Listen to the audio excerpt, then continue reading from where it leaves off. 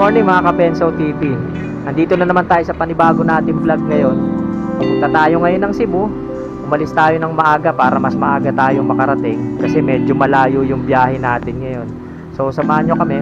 Pero bago namin simulan tong vlog na to, huwag nyo muna kalimutan mag-comment, mag-like at mag-subscribe na rin kayo sa channel namin. So tara na, let's go!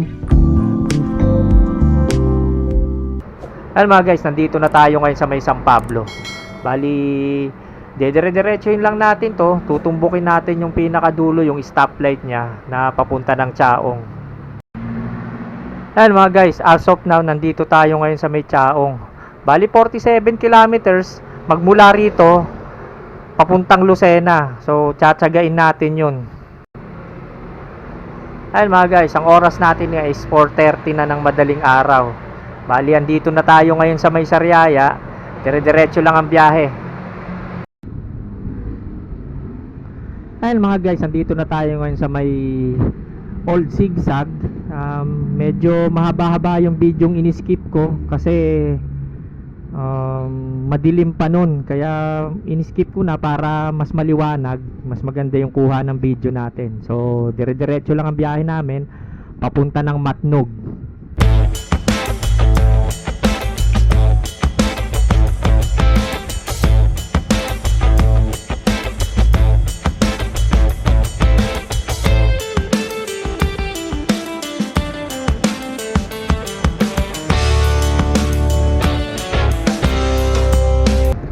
Ayan mga guys, nandito kami ngayon sa boundary ng Camarines Norte.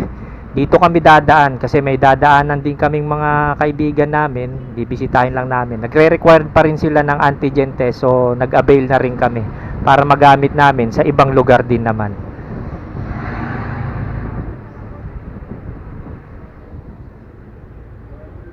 Sir, magandang umaga. Okay na po? Okay na. Ay. Kailangan kasi dito guys, merong kang negative result ng antigen test bago ka makapasok dito. Ayun mga guys, ang ganda dito sa lugar na to. So, dito tayo ngayon sa loob ng Camarines Norte. Bali, hahanapin natin dito yung bahay ng kaibigan namin. Dito na rin kayo magpapahinga, kakain, tapos bibiyahe uli papunta ng Matnog. So, tignan na lang natin kung saan tayo aabutin ngayon kasi medyo tanghali na rin at hindi rin naman kami masyado mabilis magpatakbo, kaya ayun, tuloy-tuloy lang din ang biyahe namin mamaya.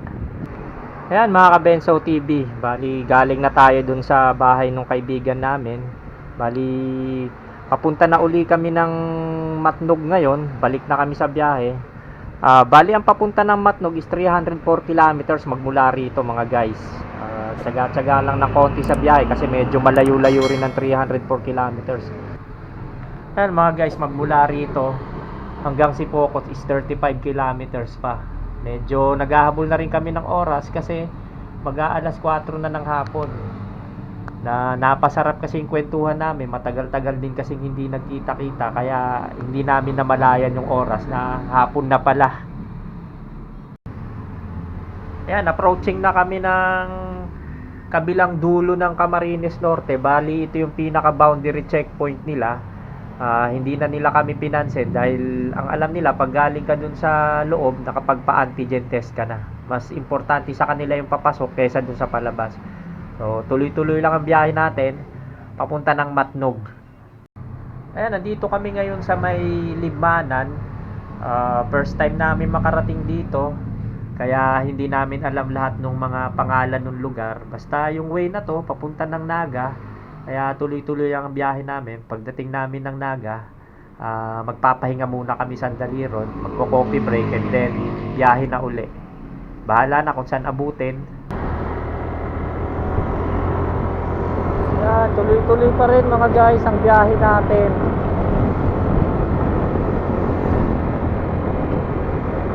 Dire-diretso lang. Pero tiyak naman tayo na papuntang Naga to eh. Yan mga Kabenso TV, papasok na tayo ng boundary ng Naga City ngayon. May checkpoint tayong dadaanan. sana naman hindi tayo harangin. Pero okay lang naman kasi meron naman tayong ipapakitang antigen test na negative result na galing ng Camarines Norte. So sana okay sa kanila yon. Ayan mga guys, coffee break muna tayo rito at mahaba-haba na rin yung binahe natin. So magpahinga naman muna tayo. Sige, bili ka na ng coffee natin, man. Yan mga ka-Benso TV, tapos na kami magpahinga ng 10 minutes lang. Bumiyahe na kami. Ang oras ngayon ay 6:09. Ayan mga guys, kakanan tayo dyan. Papunta tayo ng Sorsogon. Ayan mga ka-Benso TV, dire-diretso lang tayo. Kasi ito, pag kumanan tayo dyan, pa Manila yan. Kaya ito, diretso pa rin tayo. Papunta tayo ng Legazpi. Ayan mga guys, inabot na kami ng dilim sa biyahe. So maghahanap na lang kami ng makakainan. Tapos bibiyahe kami ng konti para maghanap din ng mapagpapahinga. Tapos bukas ng umaga, itutuloy na lang namin yung biyahe namin papunta ng Cebu. Ayan mga guys, nagpahinga muna kami. Tapos kakain na kami. Medyo gutom na kami. Mahaba-haba na rin yung biyahe namin na hindi kami kumakain. So kailangan naman natin kumain. Itong in-order namin, laing, tsaka ano ba tawag dito? Higado. Tapos tatlong rice lang, tag-isa't kalahati kami. Ayan, okay na. Tara, kain tayo mga guys. Ayan mga guys, bilis lang kaming kumain. Masarap kasi yung kinain namin, kaya pwede itong kainan na to, masarap siya. Okay, balik na kami sa biyahe. Maghahanap na lang kami ng pwede namin pag check-inan para makapagpahinga na kami. This is not lodge, restaurant, cafe, save. May available pong room. Ano sir? Ano lang yun? 3 hours lang po madam. Hindi tayo mag-short time eh. Hindi, kaya nga, hindi nga matutulong. Mag-i-edit ako eh. Yung time na patulog. Kasi muna natin. Aircon sir.